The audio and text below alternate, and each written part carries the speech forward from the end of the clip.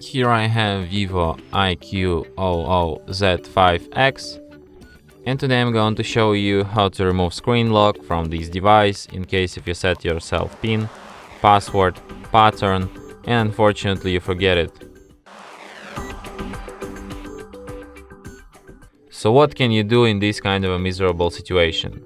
So firstly, you will have to turn your device off by holding down power key. Then after it turns off completely, hold down combination of keys power key plus volume up at the same time for a couple of seconds like this, and after the phone vibrates, release power key. In the following menu, using volume keys to navigate and power key to select the second option, recovery mode. In recovery mode, select an option clear data and then clear all data. Then tap OK, and after a few seconds all the data from your device will be removed, including your screen lock password.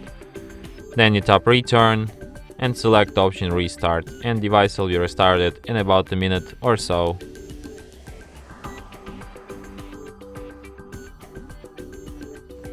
And that's it. Thanks for watching. If you find this tutorial useful, don't forget to hit that like button and subscribe to our channel.